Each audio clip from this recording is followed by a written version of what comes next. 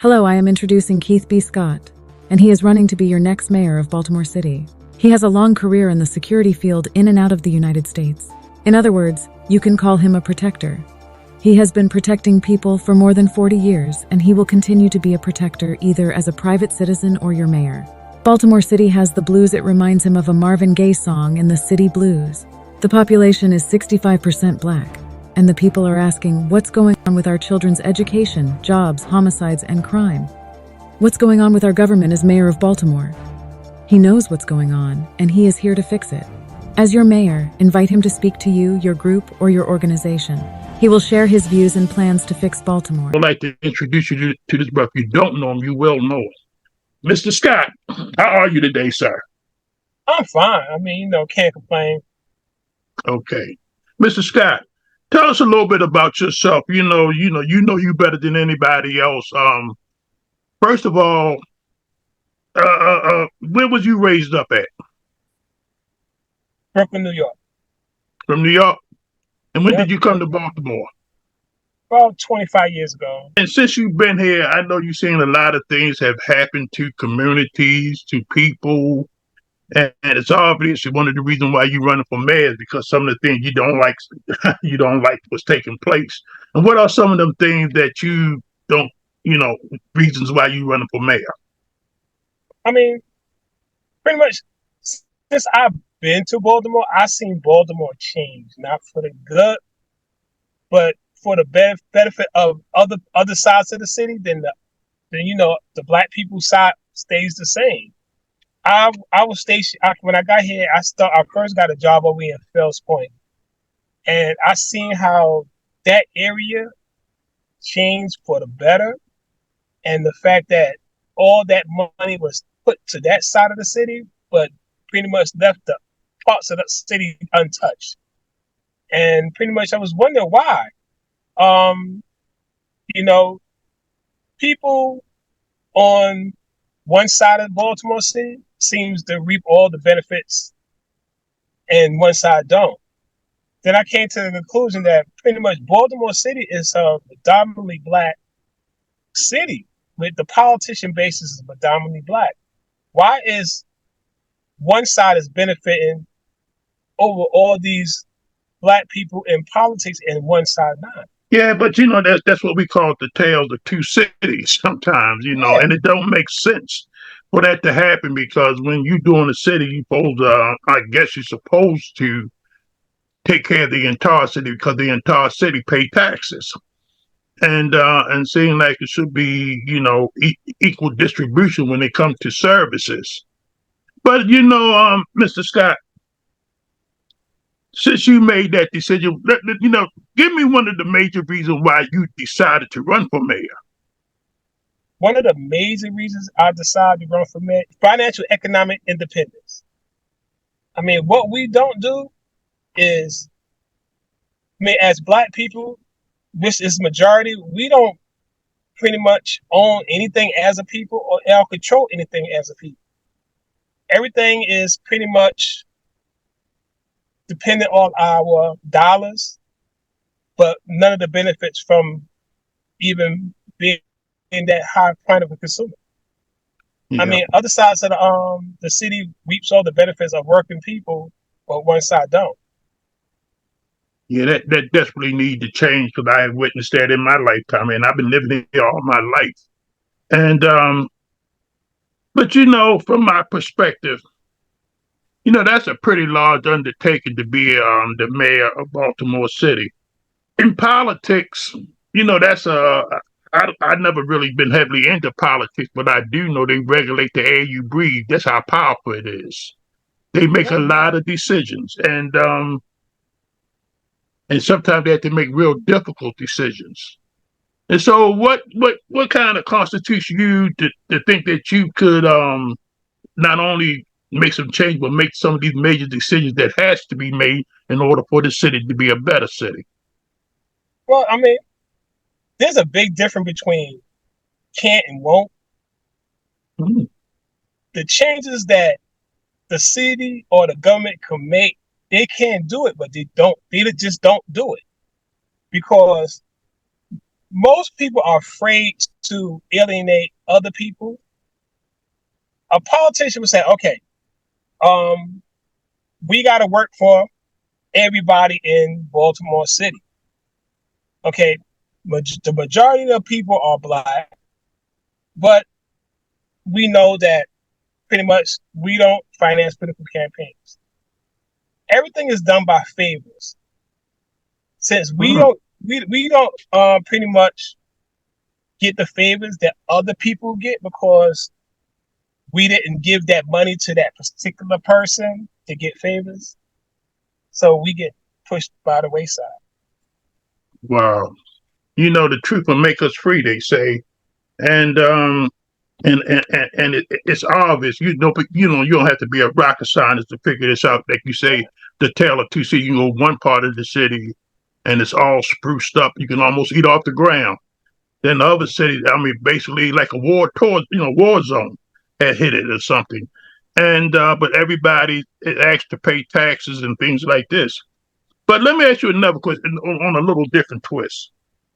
When people when you mentioned economics, when people are backed up against the wall and they don't have enough resources to take care of their basic needs, and you wonder why sometimes crime rates goes up because people are going to survive one way or the other. And you mentioned economics. There's a lot of unemployment, or people just don't hire certain people. And if you were happen to become mayor, when it comes to employment with the residents of the city, because I'm just be straight up about it.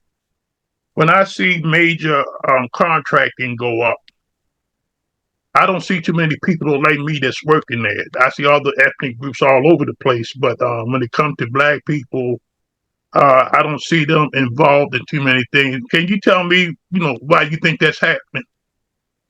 Because the powers that be rather give contracts to out of state contractors, Hmm. and in return they will actually use people that have no Maryland interest in it. I mean, I asked that question, and one of the politicians said that since we cannot force contractors to hire residents because they don't have to, because they can hire their own people. So this is why a whole lot of jobs that black people in Baltimore can do never gets done by black people. Because simple fact, we're gonna go with the cheaper labor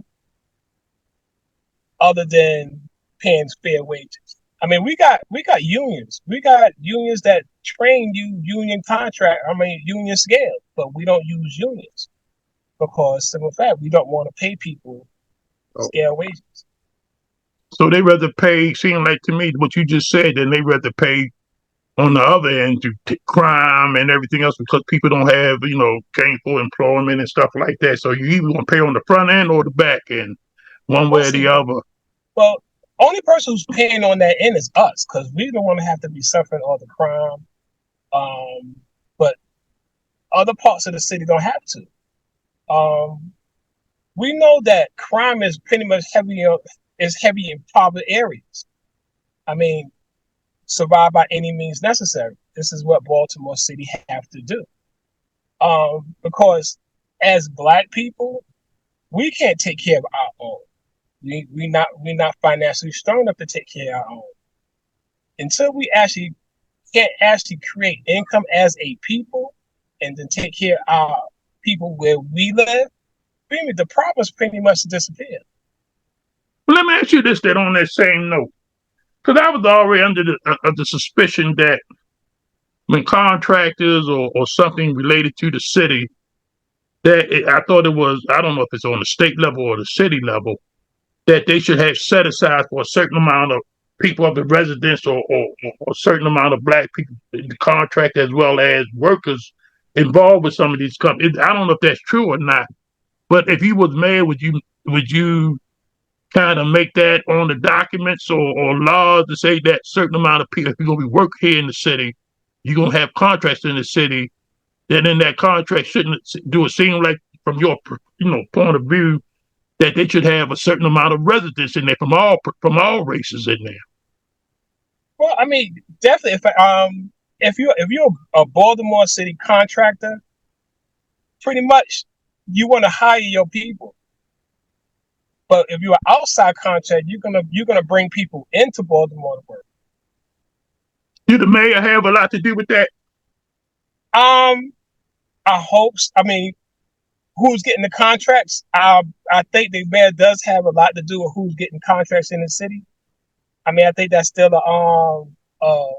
it got to go back to the city council and stuff like that. But you know, to to have that influence will actually help. Yes. I mean, when we elect the official, it's like a mayor. We expecting that mayor to strengthen the community, not weaken it by not giving the people who live in these areas jobs. But let me ask you, on a personal note, as a citizen, from where you sitting at and looking on the outside at how the city is being ran, how do you feel personally about how this city is being ran? From your own perspective. I feel it's being ran poorly. I mean, especially with Black people concerned. I mean, I know definitely we are disconnected people, but there's no incentive for us to actually get together. I Hmm. mean, we to to unite. It takes something for people to want to unite with. Like I said, unity requires profit, something in return. By just saying, "Oh, we need to get together," but nobody ever say for what. Interesting. I mean, it's like we have a dream. I mean, we want to do stuff, but we don't have an end result. Where we want to be in 10 years, we don't have that. I mean, the city don't have any plan for Baltimore City at all. This is why you really don't see any major constructions being done. You see a part here, there. But in Baltimore, you don't see no wide construction done. I mean, they selling the buildings off piece by piece. Wow. Well, when it comes to, when you were speaking about unity, and I do know because I work a lot on that type of issues, and a lot of people that I don't, especially in this, kind of feel hopeless in a sense because they voted people in the office saying they want to do this and they're going to do that, but they end up getting the same results. So a lot of people just stop voting. A lot of Yeah, people just don't have hope, and there's, like I say, there from my perspective, there's plenty of work to do here because we have so many abandoned houses, and I always thought here we got a lot of people who's unemployed or underemployed, and yet we have all of this work that can be done to make our city a more better city by building these houses up, rehabbing them, and things like that, where people can learn trade, bricklaying, electrical work, and all of this kind of stuff that can sustain them for life. And at the same time, once these houses are fixed, that's capital for the city and for individuals. So why don't you think some of our leaderships take on them kind of tasks so that everybody wins? because they don't want everybody to win. Wow. But they don't want everybody to win. Okay, people really think that to order to exist, you got to have a poor. You don't. Okay, I mean, it's this common fact that everybody can't be a boss, but anybody could be an investor. Mm-hmm. So, I mean, you have to change the narrative. How about, you know, for a neighborhood association to actually form a neighborhood association, right? As an incentive, give them property. Hmm. You know what I'm saying? Once that neighborhood association is established, give them property so that neighborhood association can actually create an income. Oh, that's interesting. That's a pretty So good thought there. I mean, it's like you create 25 neighborhood associations in one district. then you actually combine those 25 neighborhood associations into a community association. Okay, that community association could be pretty much a nonprofit. That nonprofit can actually draw from all the different businesses that we've been supporting for years. You know, you That got a money point. Go ahead. Yes, and that sir. money and that money could be a bank You where know, I the used to do investors it. can actually use that I used to for do a lower interest. okay. I used to do a community paper for the Emerson Village community years ago, and what I did included in this publication was the businesses in the area.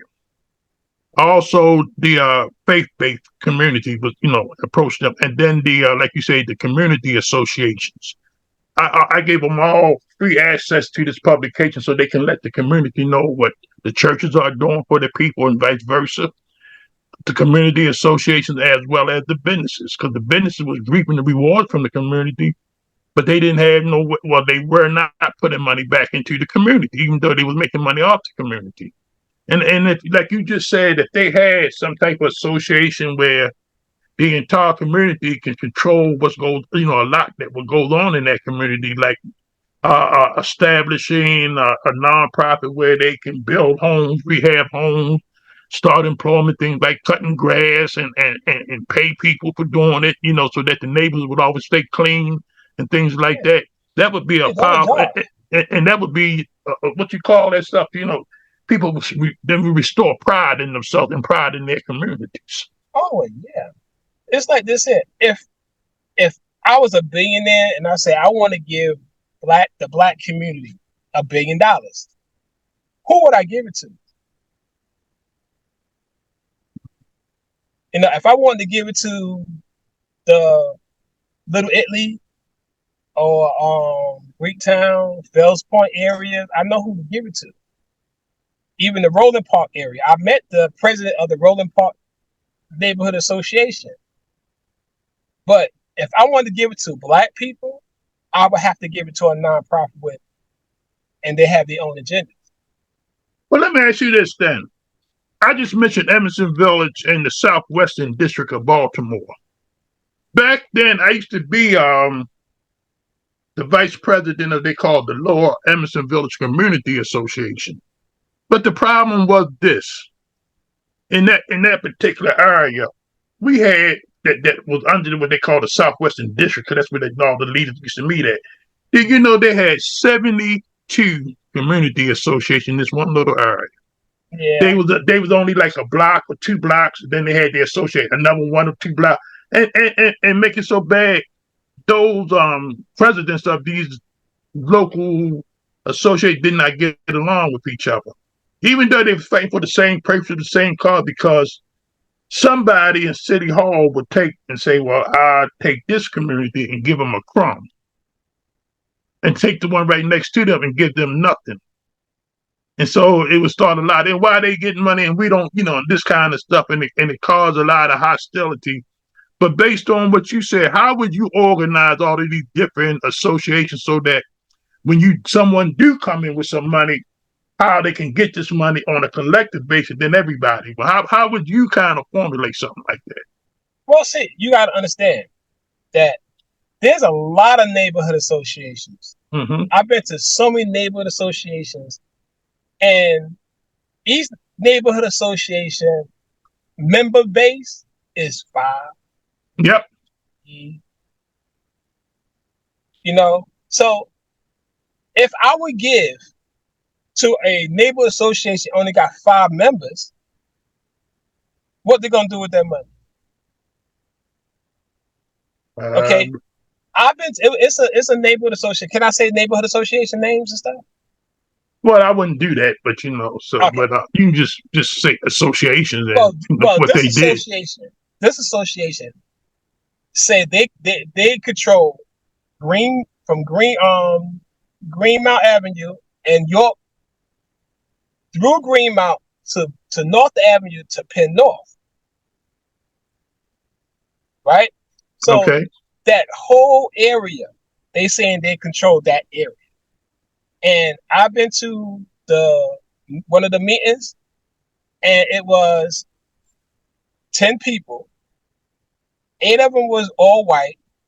One black guy, he was married to the one white lady. Okay. Now I asked, why is it on? It's not a lot of people here. He said, "Oh, we put out notices, but people never show up because a lot of people, don't know about it. They don't want you to know about it, but they want to reap the benefits of being a neighborhood association." So I know a lot of store owners. They would love to get back to the community. They just don't have nowhere to put it. Right. Because that was the So, problem in Emerson Village. They had one, but it was dysfunction. They had a merchant association, but nobody was running it. It was just in name. yeah, So you that's got your work cut out for you but you have some great ideas, but it seemed like, it's going to take some serious organizations in order for these communities to function right so that money can flow through them and so it can benefit the community. Do you think you can do something like that when you're in office? yeah, because in fact, I'm actually offering an incentive. Okay, all you got to do to be a part of your neighborhood association is just sign up. You know what I'm saying? That's it. And the fact that now your neighborhood association is got the capability of creating income, a whole lot of people would choose to be part of that because in fact, nobody want to be a part of anything that's not benefiting them at all. Right. Like I said, we want to turn Baltimore City residents, change them from being just a consumer into an investor in their communities and investor in their city. So if Baltimore City grow, you grow. Like I said, if neighborhoods was capable of taking care, creating income, we could take care of our schools, homelessness. Okay, if a neighborhood association had money, they could actually give people jobs sweeping the streets. We want to make people independent, not just dependent. And the government has too much control. We have to rely on the government to do everything for us. Yeah, that's pretty much how it seemed to be. And that's why, like you said before, that's why nothing is really getting done. Because first of all, even if they did have resources, which they put it only in certain, because like you say, some of the certain areas, they have such stuff set in place so they can receive this kind of money and do things with it. But then the have-nots, nobody seemed to come in, even though those who know what to do should at least come in and try to organize them enough and say, this is how you get your money, and this is how we can be a strong community. Churches, you businesses, all of y'all need to sit at this table and because we all benefit from it. And something like that. And like you said, because I do know this, and you're 100% right. Because when you go to a community association, you have to go in there and volunteer. Here's my sir. Yeah. They want you to do this. They want you to do that on your own time. And no, like you said, there's really no incentive because their main concern is keeping the street clean. You ain't coming in there just to sweep streets and stuff. You're not coming in there to try to run them gangbangers off the corner either. That's your life in danger. I'm telling you something. Every month you go to the Black Unity Run meeting. Okay, we got the people. It's like this here. Anybody that's all these brothers that go to these meetings and everything. These are nice brothers, but what they don't actually have is the power. Okay, Baltimore City government. Don't get me wrong. It's messed up, but it's not corrupt. It's just not your government. And how would you propose to make it the people's government again? Because I want independent communities. I want Black people to be financially and politically independent. Okay, we know the Democratic Party is not our party. But what we don't have is the money to finance our campaign, our politics that we choose to do. Mr. Scott, let me ask you this. if you bold enough to answer this, and I like to keep things real. The city, the people in this city, because this I know, because I've been around for a long time. The people are disenfranchised because people have made a lot of promises and they never were kept, especially during campaign time. And then they see, like you say, because they get on the buses and go to work, and they see this side of town looking this way. Then when they come home, they see this, that, so they wonder why this is happening. Then they see these contractors working over the city. Then they see other people of other persuasions working, and now very seldom see people look like them working now. And then when it comes to when people rebel, next thing you know, it's over police and they come in there like disrespecting the community, just snatching people, making them lay on the grounds, and just I don't see that in other communities, but they do that in certain communities where they use a strong hand, so to speak. And so when a person see all of these things that I just mentioned, I should turn that off. All of these things that I just mentioned, how would somebody like a Keith Scott know that all of these issues exist, and but yet all of these politicians know they exist, but seem like nobody's doing nothing about it? But talking about when it comes to campaign time, they say, well, we're going to do. But then afterwards, that's why I say a lot of people just gave up and gave in because, like I say, they don't see no hope now. Under true leadership, sometimes, under true leadership, maybe someday, hopefully that will be you, sir, that can come in there and make some concrete change where people can actually see it. Where, like you said, that's a great idea.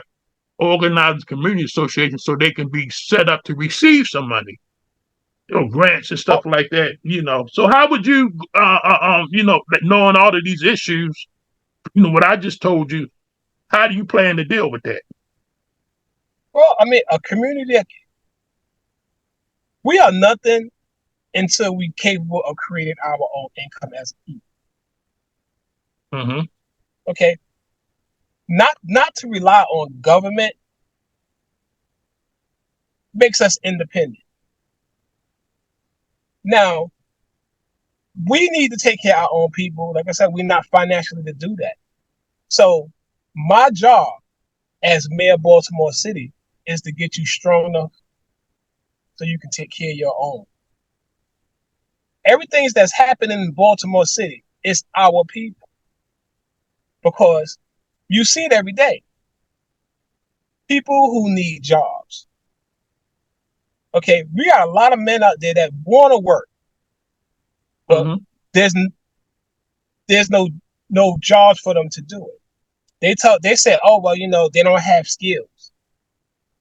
Okay, they don't know how to read. The construction field is the only field that you really don't not have to read. All you gotta do is know how to follow instructions. And we got a lot of buildings that need construction workers. Baltimore infrastructure is done. It's gonna take 30-something years just to fix the infrastructure up, those jobs. But we outsource these jobs to other cities and other people, and they bring these people in. What's that? That's supposed to be that new trail raid from the to get from DC to Maryland real fast? Yes. Okay, who's got that? Who got that contract, and who are people they're going to be using? Okay, now if I was mayor, you got to use Baltimore City residents. Yeah, because we got contractors up here putting in the new infrastructure for the pipelines, gas lines, but yet these contractors coming from all these different places and stuff, and you don't see too many of us working these specific jobs. You're right about that. But in order to make change, you got to start something different and something new. You can't. It seems obvious that you can't keep doing the same thing over and over again and get the same results. But here you are. You're a young man. You got ideas and I can tell you that you care because you do show up to our Black Men Unifying Black Men, and you have expressed yourself about some things. But let me ask you this. I'm gonna let you just sit here and say if you because we don't know where this video gonna go to, but I'm gonna take it and put it all over the place. But what would you say if you had all of us, the residents of Baltimore City, why should they elect you for the mayor of Baltimore City from your own mouth? Why should people vote for you, sir? Because a large majority of Baltimore people who live here don't want to be here. I'm going to make you want to be here. Because converting you from just a consumer into an investor changes the whole game. People don't care because they really don't have any stake in Baltimore City other than working hard and surviving. I want to make it clear that you can grow here. Okay? You can grow enough to leave something for the next generation. My father wasn't able to leave an inheritance for me, or his father. So the only thing that we inherit from generation to generation is struggle. Mm. Okay, I want you to say that. Okay, this is my city. I'm an investor in this city, and I'm going to sit here and watch it grow, and I'm going to pass that to the next generation. I'm hoping myself to be that person, and my next 4 years, I will be elected as not a Republican, not a Democrat, but a Black party. Mm. We got to understand that if we actually get together, control Baltimore City, our votes, the senator race, Republican and Democrats, they have to rely on us as a group instead of just waiting every 4 years, then mention us and hope we vote or hope we don't. I'm trying to reach that 250,000 people who feel that voting doesn't matter to them. That's my target audience. Everybody, if y'all want that 150 people that constantly vote for the same thing over and over, y'all can fight for those people. That's why I'm in the streets, introducing myself and shaking hands and giving them my ideas. Because I want you to be a Baltimore City resident, investor, and grow with the city when the city grows, other than being just a consumer. Okay. I tell you what, it's good to hear a fresh point of view about various difficult things. It is when I say difficult, I mean it is difficult for people having a difficult life they have to live in this city. People are fearful of coming out of their homes because the crime rates are going up. Even citizens who go to work every day, they fear for their lives because carjackings as well as police brutality. Black people really don't feel comfortable around police, and they have justified reasons so too. But at the same time, this is what I want to add. I'm gonna switch this up right now.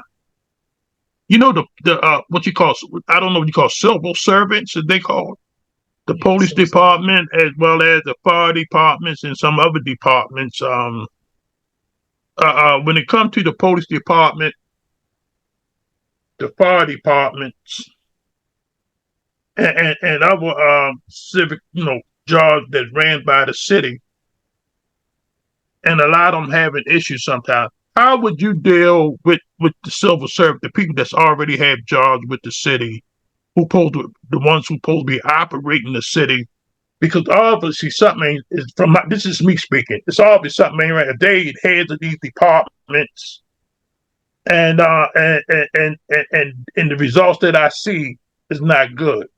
You got police running into buildings and they losing firemen running into buildings losing their lives. And then you got police on the take and doing all of this kind of stuff, and then they strong arm people. And then you got some people just sitting in cars watching things as they go on. And then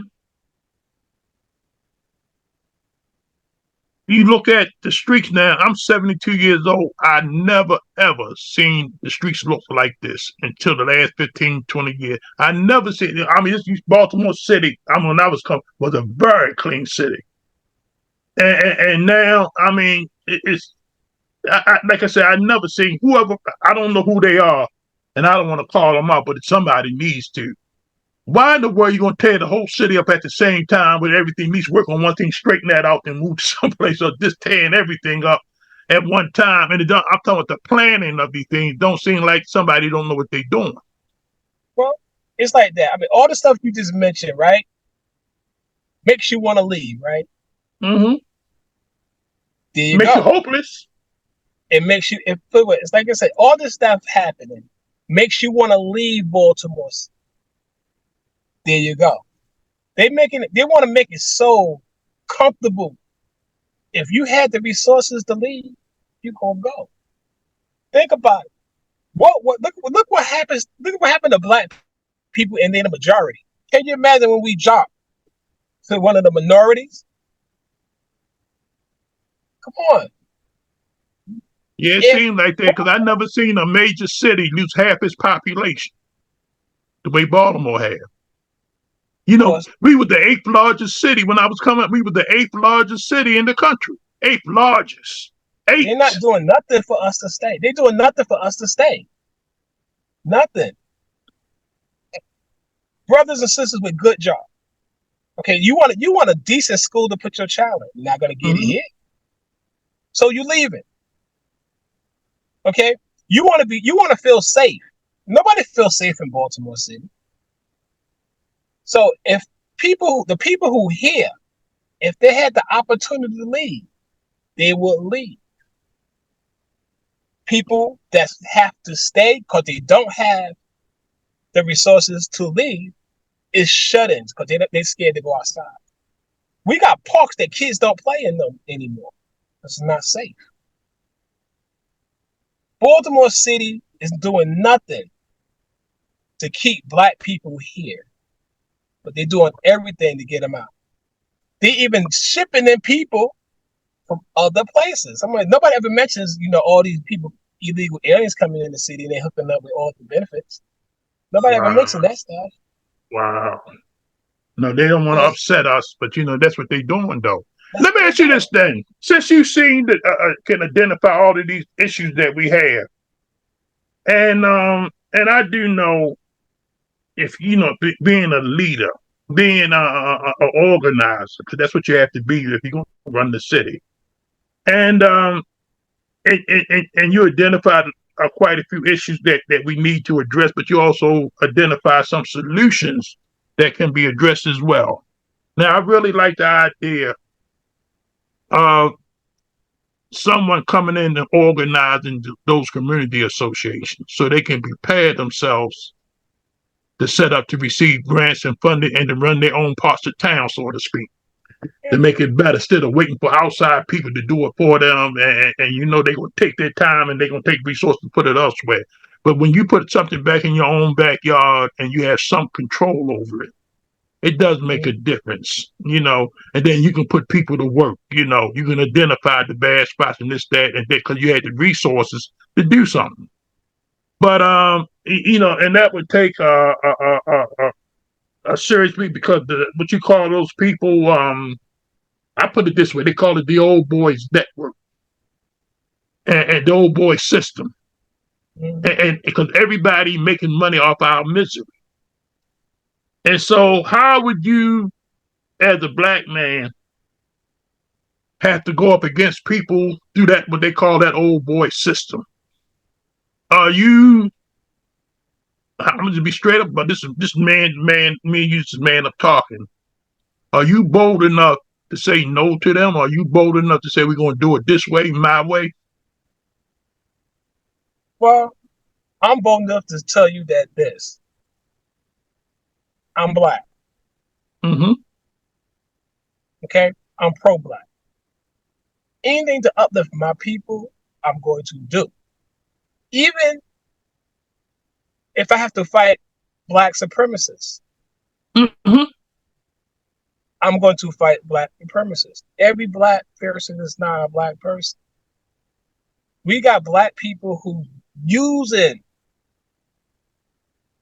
their position to oppress black people. Of course. Oh, yes.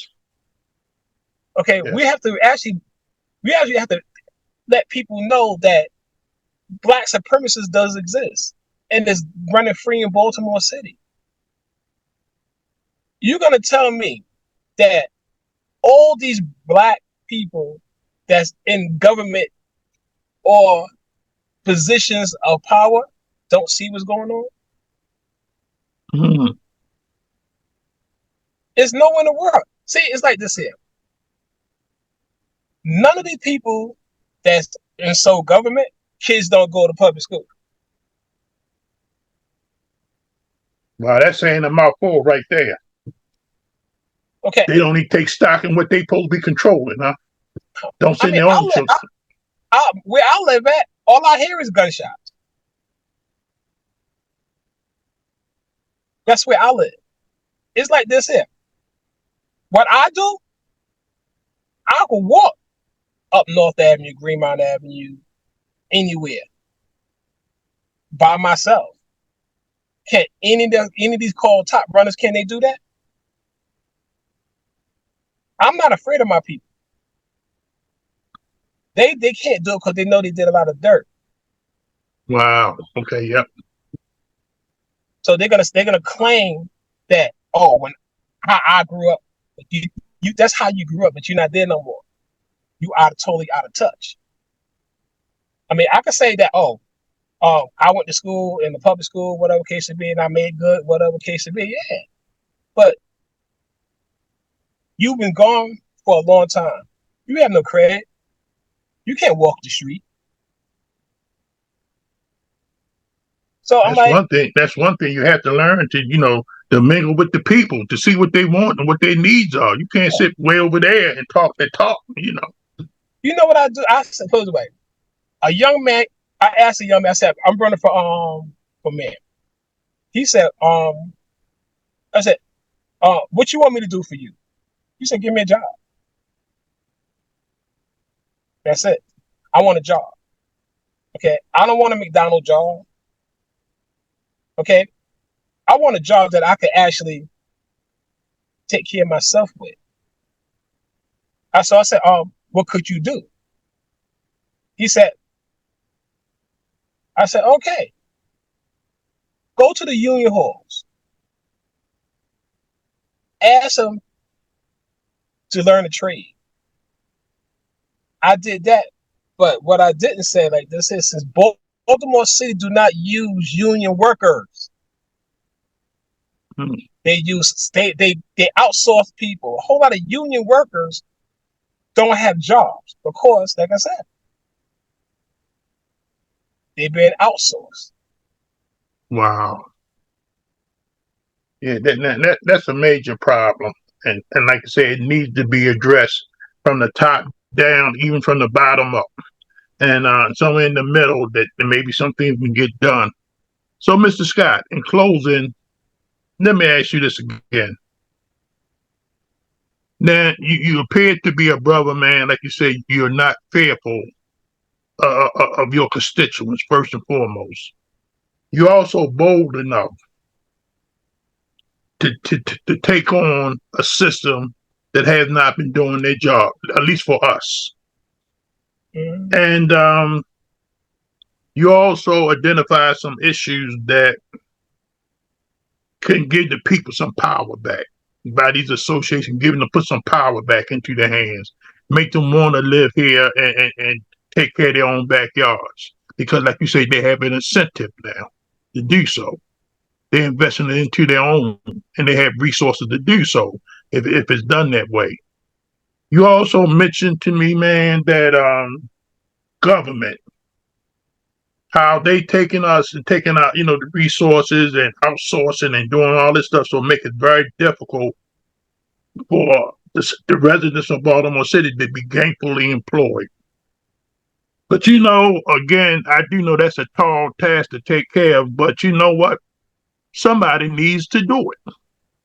If we ever gonna get this city back, if ever gonna get our community back, even our dignity back, because we lost a lot of things in this town. And now Baltimore has been betrayed because of free movies and things like that all over the world. That we the dangerous city, we this murder capital, we this and we this that and all of this. But I'm gonna tell you this: as a citizen of Baltimore,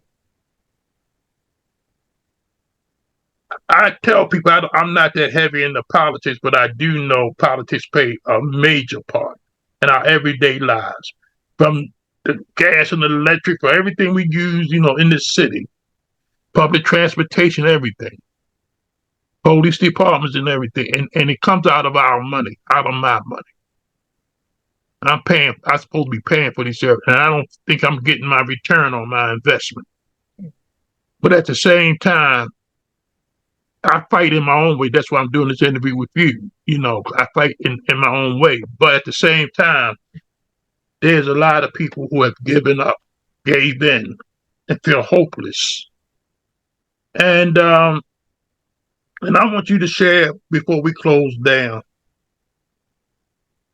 Explain people just a little bit about who you are, just as a man. I spent my whole life, my whole working life, as a protector.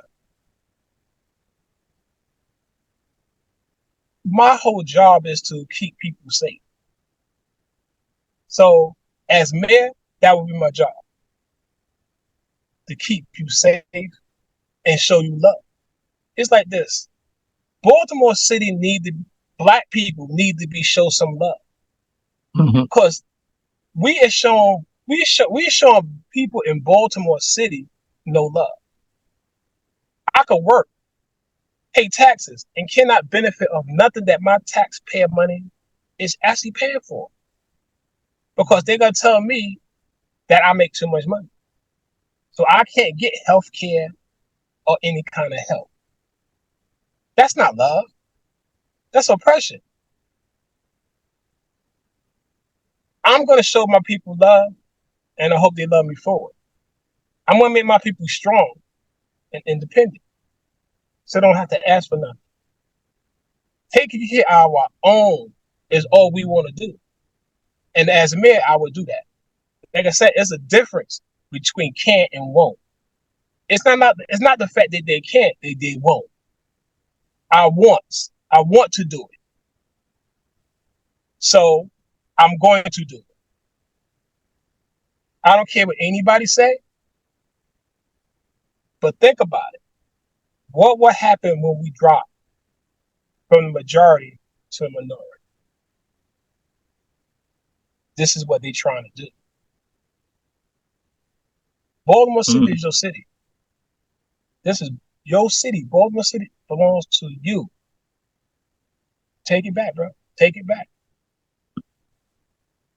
But you can't not doing the same thing you did before. Like I said, it's like this here. We have a national anthem, a Black national anthem. We have a Black flag. We have to have a Black Constitution that will unite us together and ensure justice and domestic tranquility. We have to provide for our common defense, because we know we have to be able to defend ourselves. How many cities would have been destroyed because we overstepped our bounds and they had to put us back in our place? Remember, nobody's protecting us. Wow. It's proven. It's totally proven. But we need to be capable of protecting ourselves. That's what I do. I'm a protector. Let me protect you. All right, brother. I appreciate that. And Mr. Scott, I appreciate your candid, that your honesty, your straightforwardness, and now people will see who you really are, what you're about, what your campaign is about, and not only just talk about. You also put out some ways that how we, the citizens of Baltimore, can benefit from it.